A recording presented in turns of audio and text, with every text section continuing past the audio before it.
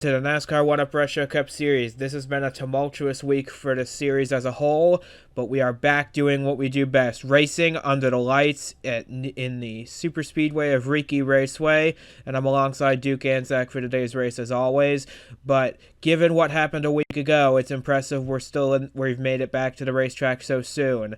It's been a chaotic week full of unfortunate driver news after what happened at the Pepsi Superdome. We've got drivers out for the season. We've got safety as our highest concern once again, and these cars are a lot safer now after this wreck. Driver safety is our biggest concern in the One Up Retro Cup Series, and given that, we've increased the safety of these cars tenfold for another super speedway race coming up. Yeah, and it's just a really unfortunate circumstance last week. But something that this series has done best over time is learn and improve. So there will be improvements made to that racetrack that provided the situations that we had to use to improve, and we learned a lesson. We're moving on, and hopefully in the future we can have driver safety improved so much to the point where we can avoid some future injuries. So we'll move on from it. We're going to keep everybody in our prayers, and we're going to watch some good racing today. And with Alexa Luchon still in New York City watching this from the hospital, we're still thinking about you. And Joshua Lee is here to take her car and do proud with it, because with qualifying taking place and giving you the full starting lineup, Joshua Lee, in his series debut, has put the number 50 Ford in third place at the start of this race, behind Jeffrey Fingine in the 92 and Mattiello in the 14. Kevin Carter in fourth place, the highest of the playoff contending cars, in fourth position. The playoff drivers have been a lot more scattered throughout the field this week, as 4 actually start outside the top 35. But in a super speedway race like this, it's anybody's guess as to who will be up front at the end. Yeah, absolutely. And, I look forward to this race being a race where a lot of those guys that are in the battle but not really up front in the playoffs to really have a breakout day. It's a bit of a wild card here, super speedway race. Everybody's in it. If you're in the race at the end, you have a shot to win it. And I really look forward to seeing names like Ortiz, Martin, and even maybe Kevin Carter trying to get some serious points today in this race. And that being said, the cars are lined up on the grid. We're ready to go racing as always, and we're ready to put the weekend of last weekend behind us, and we are ready to get racing. So strap in, folks. It's going to be a wild ride. This is One Up Retro Cup Series Racing live from RiKi Raceway, and we'll take you to the green flag shortly. And with Fingine and Mattiello bringing us to the green flag, the pace car is on pit road, taking us into the tri-oval of this beautiful 2.25 mile super speedway. The pace car is in, the light is green, and we are racing at RiKi Raceway. And Jeffrey Fingine's got quite a bit of a lead already, exiting the tri-oval and going into turn 1 for the first time. Yeah, and these guys are all just winding up right now. It's going to get really fast really soon here, and it's going to be a bunch of long trains pushing and shoving and beating and banging today. I'm really looking forward to this race. We already got to move from the 50 car onto the bottom lane, but there's no help from behind. Now Joshua, a little bit of help. Yeah, now Joshua Lee has help from Mattiello in the 14, and Joshua Lee in his first series start, he's going to try and lead lap 1. Wow, that's really impressive there. Blocking both of those lanes. We got one coming into the pits. That's the 75, a playoff contender. Something's amiss with his car. So tough break for that car right out the back. But back up front, it's side by side for the lead between Mattiello and Lee off of turn 2. Will the outside prevail with several Fords working together up there? Or will it be the inside with a whole motley crew of manufacturers working together on the bottom? Yeah, this is going to be really interesting. It's going to be a lot about which lane has the momentum to try to pass. Here's the 75 car still in the pit lane. I can't tell if he's coming out of the pit lane, actually. So good news that only 1 or 2 laps down, I believe, for the 75 car. But, yeah, it's going to be a lot about just who has more momentum in which lane and which lane is able to go to the front. And who can block the best as the leader. That's going to be another thing we need to watch today. And the winner of that battle appears to be Joshua Lee in the 50s, taking command of this race. Remember, Alexa Luchon normally drives this car, but after the accident at the Superdome, she is out for the remainder of the season. So Joshua Lee right now driving this 50 car and doing her proud and doing everybody proud in his series debut, leading here at RiKi Raceway, but he might not hold it for much longer because here comes Mattiello with help from Casey Bender on the inside. Lots of moves. In fact, they just went 3 wide in the second row there. Lots of moves being made early. It's really aggressive. There's some playoff guys up here. There's the 3 car right there trying to gain some points on those guys that are leading in the playoffs. They're probably going to take it a little easy, but nobody's taking it easy up here. We're 3 by 3 for a couple rows. Quite a surprise to see this 14 car up front. He hasn't made the field in many, many months, but here he is in his first race back in a long time, and he's leading the way here at RiKi Raceway. He's a talented super speedway racer. He started second at Pensacola. He started second here, and in Pensacola he got wiped out in an early accident, but right here he's leading the way right now.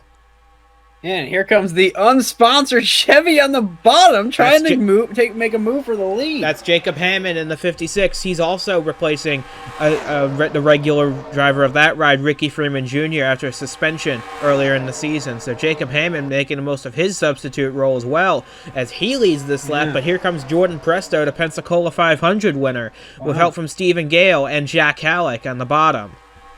Yeah, this is really interesting, this dynamic of drivers on the bottom. It's almost like whoever takes the lead, they feel inclined to go up and block the top, but then they get passed on the bottom, and here it's happening again.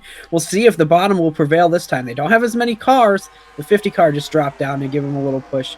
It's not going to happen this time, but there were a couple of cars there that went, as they took the lead, they went back to the top to try to block, and then they got passed by that bottom lane with more momentum. Yes, the cream of the super speedway crop is rising to the front here, as Jordan Presto, he won the Pensacola 500, which, remember, will be our season opener next season. So it'll be interesting to see if Presto can make gains next season right out of the gate, because he won this race last time we were there. But right here at RiKi Raceway, he's leading the way, and he's doing a very good job at managing the lead he's got, because he's got a good pusher in Jack Halleck, and now he's got Joshua Lee right behind him, side by side with Casey Bender. Absolutely. It's really interesting how watching this whole pack kind of flow, and it's almost like a slinky situation where you've got them compressing all together, all the cars, and then they kind of spread out. Right now we're in a bit of a spread out zone. We're making moves. Here's another pass for the lead, and there's a ton of cars on the bottom, no help on the outside. That's Jack Halleck making a move for the lead, and he comes up to cover off Jordan Presto. But he better not leave that bottom open for too long, because here comes Joshua Lee in the 50, making his series debut, and he's putting on the drive of the race so far, taking the lead back from Jack Halleck, coming off of turn 4. He will lead lap number 8 in a nail-biter ahead of Christian Vargas, who gets to his inside. Yeah, and this race is going by really quickly. I can't even believe it. And once again, here, all these cars have been compressed together again. This is really interesting racing here. We've got that 3 car looking on the inside now, trying to make a move for the lead. That's the first time that's happened in this race so far for him. But we got a bunch of guys that are kind of hanging around up front, which is really good for them, because if they can learn how to stay up front in this really crazy dynamic of everybody kind of flowing and compressing and stringing out, that's going to be what wins you this race. Vargas led that lap, but that 3 car with help from Jacob Hammond in the 56 is coming, and he's going to be put 3 wide by Jacob Hammond. Stuck in the middle. With nowhere to go. It looks like Jack Halleck will come along to help, but right now it appears... Oh, we've got trouble, and it's Jack Halleck, and Jack Halleck's in the wreck. Joshua Lee is in the wreck. Christian Vargas is in it. Caution is out. Jared Polanski is involved. Lane Sanders is involved. Bobo Jones is in it. And Joshua Lee, just like that, he was dominating the early part of this race, and now it's all over for him on lap number 10 of 50. Tough break for Joshua Lee, but this is a part of super speedway racing. The big one's always lurking, and here it struck. That is such a shame. They were racing so well for so long, but it went so bad. so quickly. It just happens like that. You know, the 3 car got put 3 wide there, and then it just everything from behind. They were trying to, I don't know, they were trying to avoid the 3 car a little bit there, and they kind of got squirrely. And then on the backstretch, there just wasn't enough room for the amount of cars that they were going for that same spot there. With Jared Polansky now out of the race, this is going to severely diminish his hopes of running for a championship. So you can see they're 3 wide coming off the corner, and it looks like Stephen Gale washed up into Jack Halleck and Christian Vargas, and from there, Lee gets sent spinning in circles, and from there, it's just game on. And look at all these cars on the outside trying to sneak their way through, and for the most part, they do a very good job of it. Yeah. You know, and there's a lot of comparisons to be made between this track and a Talladega or a Daytona. This track is a lot more narrow down the backstretch than those. So you'll see them go 3 wide, and Stephen Gale comes up just a little bit into Jack Halleck, and Halleck gets pinched and almost lifted into the air. And from there, Joshua Lee just has nowhere to go. Jordan Presto gets collected in this as well, so his bid for another superspeedway win will bear no fruit here. Jared Polansky noses it into the inside wall, a hard impact for him. And he gets hit by Jack Halleck. Lane Sanders gets a piece. Bobo Jones gets tagged. Zachary Fitzwater gets a little piece as well. And then as Lane Sanders comes up, Joshua Lee just has nowhere to go. And that's the end of his race for sure. And with Mattiello leading the field off of turn 4, the pace car is about to make its way onto pit road. And we're going to get ready to restart this race on lap number 14, lap number 15 of 50. It'll be interesting to see who ducks down to the inside line early, see who gets the edge here at RiKi Raceway. As we're coming down to the restart zone, we've got Mattiello and Jacob Hammond leading the way to the green flag. The green flag is out. We're back racing here at RiKi Raceway.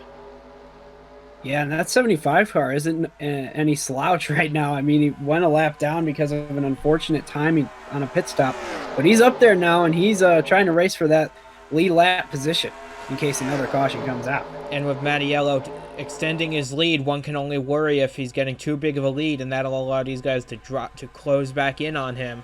It'll be interesting to see if that happens, but right now he's got a steady lead over Jacob Hammond, but will it last? Coming through turns 3 and 4 for the 15th time in this race. Mattiello comes up high. Will Jacob Hammond go low? Yes, he will. Who will lead this lap? It'll be Mattiello by a nose.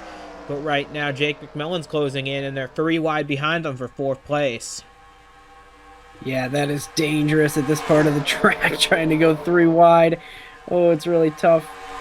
They're going to make it, though. And with McMillan pushing Hammond, but McMillan ducks out to get help from Casey Bender to try and get around Jacob Hammond on the inside lane. He's going to have some help down there. He's got 5 Fords working together to try and help this 21 car take the lead of this race, and it looks like he'll do it. Coming off of turn 4, Jake McMillan will lead at lap 16. With Casey Bender pushing him, Jacob Hammond still fighting his way up there on the outside. Yeah, not only is it just a bunch of Fords on the bottom that are going to help those two, it's a bunch of momentum, and the momentum is really going to impact who wins this race and who is the leader of this race. The bottom lane had a ton of it, but once they got to the backstretch, they all spread out, and now all the momentum has changed. We got that 14 making a move on the bottom all by himself. No help, but he's going to get side by side with the leader and maybe even clear him the short way around. He's going to get some help from Casey Bender on the inside, but it's going to be close at the stripe. McMillan leads the lap by the slimmest of margins. But he's going to have a hard time fighting off this 14 car because he's got all those Fords pushing him on the bottom lane. But with Casey Bender pushing Mattiello, and now Andres Molina dips down to try and get a run off the corner to try and help Casey Bender and Mattiello take this lead away. But right now, Jake McMillan's still hanging in there on the outside, but I don't think he's going to hang on to lead this next lap. This is an incredibly aggressive race from so many drivers right now. You see so many crazy moves dropping from the top to the bottom, from the bottom to the top, and then everybody compresses together, and that's when it gets really dangerous to be in this big pack. We saw it once today already. This could lead to some big problems for some guys that really need a lot of points today. So it's really interesting that these guys are all being so incredibly aggressive for the whole race. Like there, right there, just dropping from the top to the bottom. You know, you got a lot of moves being made. It looks like they're about to be 3 wide. They are. And Oh man, for the lead too. I said this last week. Driver safety is important, but it's in your nature to want to race competitively, race hard, race aggressive, Absolutely. try and take as many positions as you can. As Andres Molina leads that lap, but here comes Stephen Hunter on the inside. I was saying it's in your nature. You want to race hard for every position because that's just who you are as a race car driver, and it's showing here tonight with three playoff cars now lined up in the draft with Stephen Hunter, Ryan Caggiano, and Nick Ortiz. You mentioned him at the top of the show as being a factor. Well, here he is, and he's about to push Stephen Hunter out to the race lead, and he's going to get that all-important bonus point for leading a lap that'll contribute towards his championship hopes. Yeah, and that is really important. It's you got to get all the points you can today because today is one of the few wild cards in this championship stretch we have at the end of the season. You want to gain a lot of points, especially with some big names out of the race already, and possibly more big names to be out of this race soon to come. You know, we've been seeing throughout this race the field string out a little bit, but then compress again. And right now they're strung out, so eventually they're going to all compress back together, and then it's going to get real dangerous. So you want to be up front when that happens, so you don't get taken out in a crash. And now we have the two Martinsville front runners of Ryan Caggiano and Nick Ortiz out front, but here comes Miles Mashburn on the inside, putting Ortiz in the middle. Ooh. And with help from Stephen Gale, Mashburn's going to push up into second place, and Caggiano moves up to block, and Mashburn follows him through. That was a swift move to cover off Nick Ortiz, but right now it's Caggiano out front, Mashburn second, Stephen Gale up to third. Justin Hutchinson's made his way up into fourth place with Daniel Bouchard behind him. But you're right. These cars contract and compress and expand, and this pack just coils around this racetrack, and it's impossible to tell who's going to win this race now. Yeah, I keep on making these noises because it's just so scary to watch these guys make these insane moves. And it looks like we've got a slow car up ahead of this pack right now. We do. That's Jack Halleck in the 4. He was involved in that accident earlier. He's already a couple of laps down. It'll be interesting to see who he hurts in this lead draft. Here. But will Jack Halleck move high? He can't now. There's no room. Miles Mashburn is clear. Stephen Gale is clear. No one else is. And looking back at the field, It looks like Halleck has taken the outside lane. So good luck to anybody in that lane because you're going to get slowed up quite a bit because here comes Caggiano, Mattiello, Carter, Zanstra, Henry Thomas, Jeffrey Finga, the pole sitter. This is just a lot of danger of risky racing going on. They've got to move. They've got to get Halleck up into that high groove if they're going to have any hope of getting around them because look at how much they're being slowed up behind them. Oh my goodness. This is really not good for any of those guys on the top lane. They're all stuck there. The bottom lane is going by every single one of them. Jack Halleck has held them all up. And here's a pass for the lead on the bottom because the pack is catching back up to these guys who got past Halleck before everybody else. Stephen Gale is up front after being the beginning of that last crash. I honestly thought he got more damage, but I wasn't paying attention to his car during the crash. So it's really crazy to see him up there. That's how it is at these races. Anybody can win at any time if you're still in the race. And Stephen Gale, with help from Mattiello, powers off turn 4, but he goes up high to cover off Miles Mashburn. Will that cause him to lose the advantage? Yes, he will. Mattiello, with help from Zanstra, is going to take the lead of this race, but they're going to put Mattiello 3 wide. They really don't want they don't want that 14 car up at the front because they know if he gets up there, he will stay there. So they want to shuffle him out quickly when he gets up there. Gale, man, they put Miles Mashburn 3 wide there. Now they're 3x3 for a moment, but they sorted out back to 2x2, and now they're 3 wide for the lead. With Henry Thomas cycling out to the front of this race, with Jeffrey Finguy in the 92 pushing him. Remember, Finguy started on pole, but he's yet to lead he's yet to lead this race. But he's in a good position to do it now with help from Caden Atkins and Arthur Xavier, who started shotgun on the field today. He is making his way up into the field, trying to establish a good position in this race as Finguy leads them down the back straightaway for lap 27. Yeah, something that I've been noticing is that when they come off of turn 2, everybody slides up about a quarter of a lane, and if they're 3 or 4 wide, that could lead to a big crash. We saw it once today, that same situation. They're going to have to get that figured out. Everybody's getting a little tight off of that corner, so there's no more pit stops, so maybe let off the throttle a little bit. Don't cause a big crash so early. This is another couple of lap cars here. We're going to see if this causes as much of a disruption as the last few did. It looks like it's going to be okay, but there's not enough room. It's going to hold up the bottom lane at first. And the top lane. Lane Sanders is not giving anybody a lane. And Christian Vargas nearly took out the leader of Jeffrey Finguy. But they managed to get by the 08, and looks like it's going to be 3 cars establishing themselves in the lead of this race. Jeffrey Finguy, Ethan Zanstra, and Caden Atkins. But don't look now, because here comes Arthur Xavier, Daniel Bouchard, Ryan Caggiano. All these cars are slowly making their way around the lap cars of Vargas and Sanders, and right now they're just trying to get caught back up and try and reestablish themselves as a threat to win this race. Everyone is doing their best at putting shades of Kevin LePage out on this track today. It's really interesting that these guys have all been able to stay in a single pack. I mean, there's been a lot of disruption in the flow of this with the lap cars, and they're all still kind of right there. I believe there is a group behind this group somewhere that might still be stuck behind Jack Halleck. We can't be too sure about that, but we've got some movement for the lead now. When I started talking about that, they were single file on the bottom, and now, as you can see, they are 2 by 2 all the way back. So this thing is crazy right now. And that's Arthur Xavier on the bottom. He started dead last in this race, and now he's got help from Daniel Bouchard, and he's going to try and take the lead for the first time today. Arthur Xavier will lead this lap. It's impressive. He made it all the way up from last to first, so you can definitely make up ground here.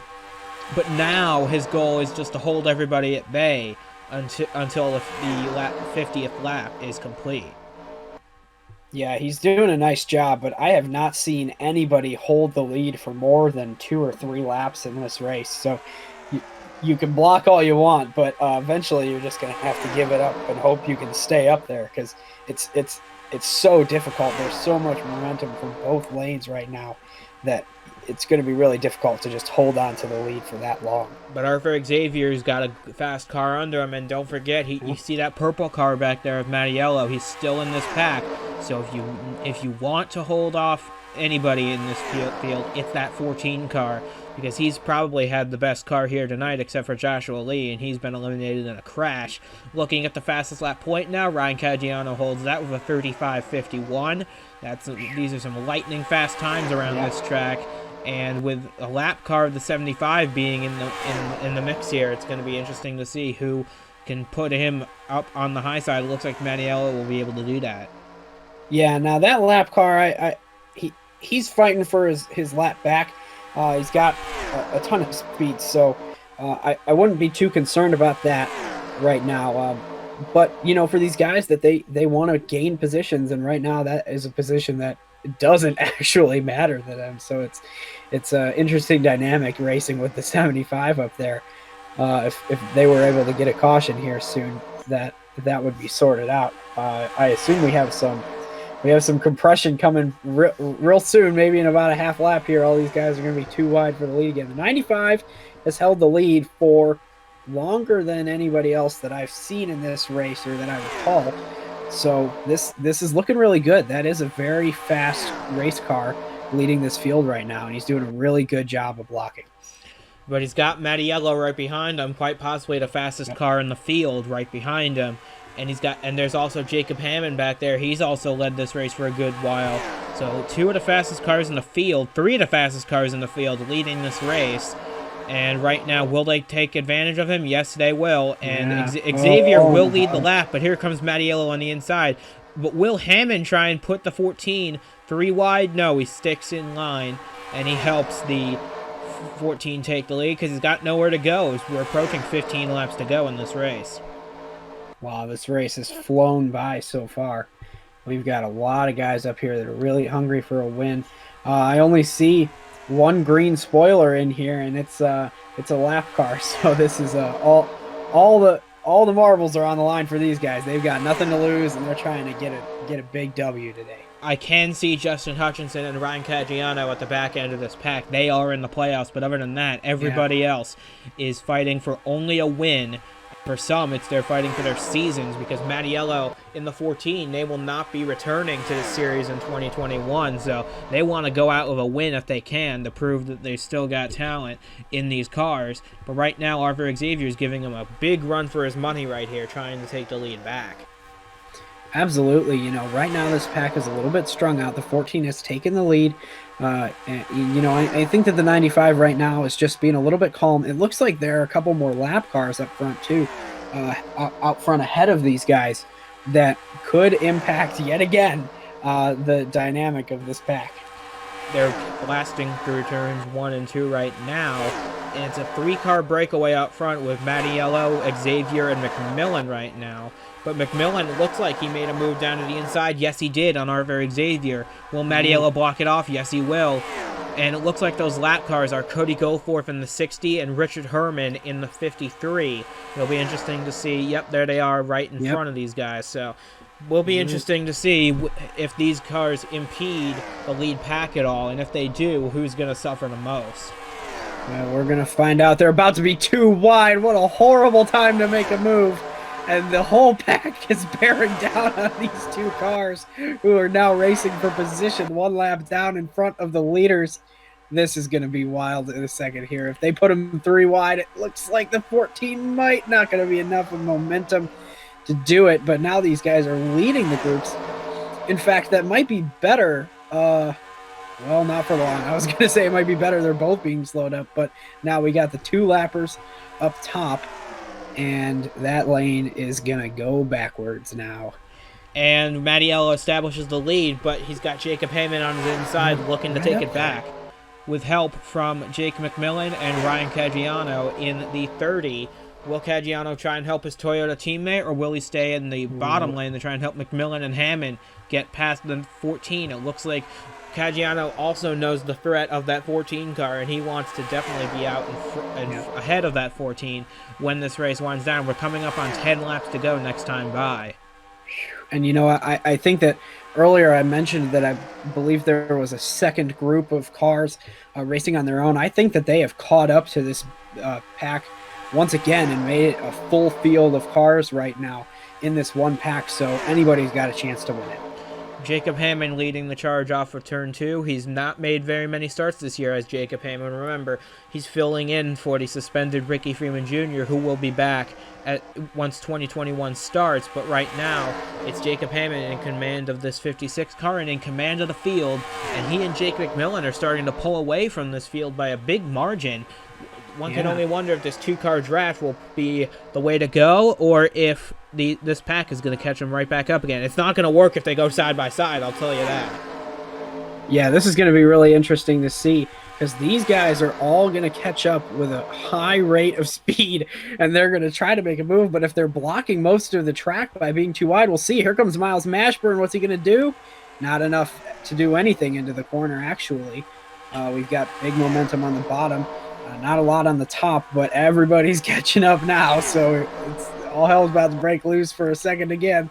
And we've got a new and then we've got a new challenger in the top 5, and that's Blair in the 69. They're coming up to lap Jack Halleck a second time in this race, and right now it appears that Hammond's going to try and swing high to try and avoid that slow car of Halleck. But Halleck is going to hold up the inside of Blair and Carter, and that's going to allow Hammond to get a really big lead. But I gotta wonder, if he gets too big of a lead, will this pack chase him back down and swallow him whole? Oh, that whole outside lane again, as we're having to deal with the hoodless Jack Halleck. This is really an unfortunate situation for all of those folks that are just stuck up there. He's gonna move to the bottom, blocking Porkins. Oh my goodness, this is insanity right now. And like I said, they've caught back up to Jacob Hammond. They've got Blair, they've got Carter, and now they've got Arthur Xavier up there. Yeah. So who will make the move? It looks like they'll all try and get to the bottom lane to try and get around Jacob Hammond. And Blair will take the lead of this race. Remember, she won in Brazil, another fast oval similar to this, although not nearly as high banked, the racetrack in Rio de Janeiro. However, she can certainly carry some of this talent she had here. And they're coming up to lap Lane Sanders again. Oh. It'll be interesting to see if they all get by. Lane Sanders have had issue. It looks like Kevin Carter will get held up on the outside, and Henry Thomas as well. But other than that, it looks like the top 4 or 5 are going to cycle out to the lead pretty well ahead of this thing. And here comes Xavier and 3 Hammond wide on for the the inside. lead. They're going to go 3 by 3 into turn 3, rather. And Jacob Hammond, with help from Jack Porkins, is going to take the lead back in this race. The 16 has not had a win this season, nor is the 56 or the 95. So a lot of guys looking for their first wins in this pack. Peter Onjak has a win. Blair has a win. Stephen Hunter has 3 wins. He's looking for his 4th. But right now, it's all Jacob Hammond as we're closing in on 5 laps to go. This is incredible racing right now. It's so intense. There's so many guys up here that that really need a good day today. I was about to mention Kevin Carter, but as soon as the thought popped into my head about how he could really use a big day with the playoff guys farther back in the pack, he was out of the front. I mean, he got stuck behind a lap car and just dropped like a rock. He's not even in this frame anymore, so that's kind of out the window at this point. But you know, we've still got so many laps left. You know, there's a few laps, but there's a lot of racing within those laps. So I really cannot tell you who is going to win this race right now. And even with the single caution flag we've had, we've exceeded a 200 mile an hour average speed in this race, even with that one caution, which is blown out of the water the mark we set last week of a 59.6 mile an hour average speed of the Superdome, because that race was completed prematurely under caution. But right now, these guys aren't worrying about that at all. They're focused on winning at RiKi Raceway. And here comes Stephen Hunter, the points leader, going to try and get his 4th win of the season right here as he tries to get past Blair in the 69. I believe that if you want to win this race right now, you're going to want to be in the bottom lane. Coming into these closing laps, you want to be on the bottom lane because the leader is going to take the lead. They're going to go up to the top and block, and then you want to have the momentum on the bottom to drive by them. So we're just going to have to see how it plays out, but I'd watch those guys in the bottom lane. I believe one of those people will be the winner of this race. And here comes Stephen Hunter with 3 laps to go in this race now. Jacob Hammond's going to try and make a move on the inside, and Casey Bender's pushing him along. Will Bender try and make a move for himself or will he help Jacob Hammond win this race? It'll be interesting to see, because coming off of turn 2, Jacob Hammond's got a lead in this race, but Stephen Hunter's still hanging in there on the high side. Man. They're about to go 3 wide with Casey Bender making a move on the inside with help from Arthur Xavier and Caden Atkins. They're coming to 2 laps to go this time. But with Casey Bender out front, now he hasn't won a race in his career, so it'll be interesting to see if he can hang on to win this race. And here comes that 95 car again, getting a push from the 2. With only a couple laps left, the 95 car has risen to the top, and there's Kevin Carter back up front from purgatory back to the front of this field after being stuck behind that lap car. He's getting back up there. He needs a big day today to have a shot at this championship.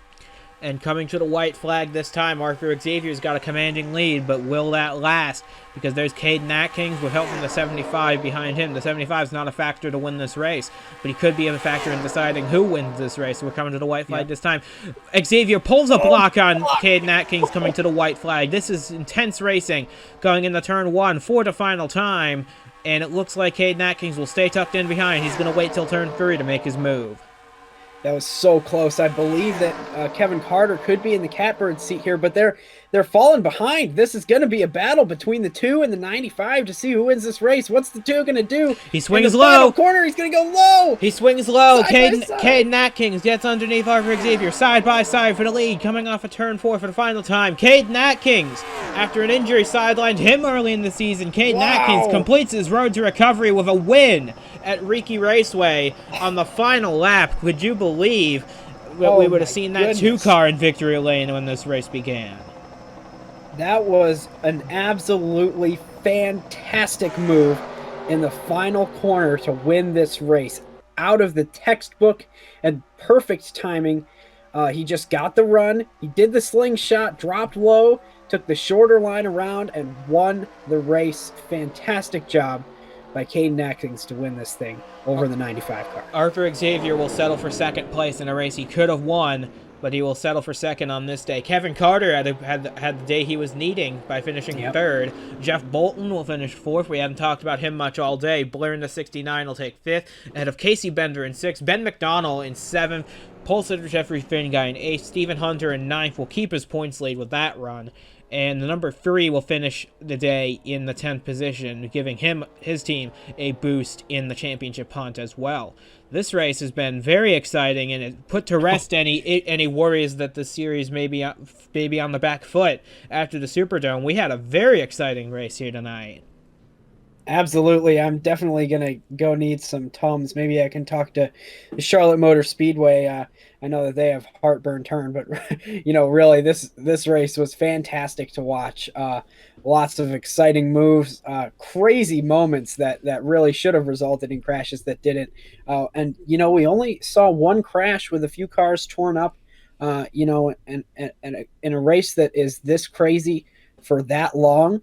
I'd say that only having one crash is a win. So good job to these drivers. They're the best that there are, and it was really, really a lot of fun to watch today. So from Duke Anzac and from myself as well, we say goodbye to RiKi Raceway. Next time out, we head to North Wilkesboro for our next race of the season. We only have 4 races left to decide the championship, so make sure you stick around to watch them all. This has been the 1UP Retro Cup Series from RiKi Raceway. We're saying so long for now, and congratulations to Caden Atkins. He is a race winner at last.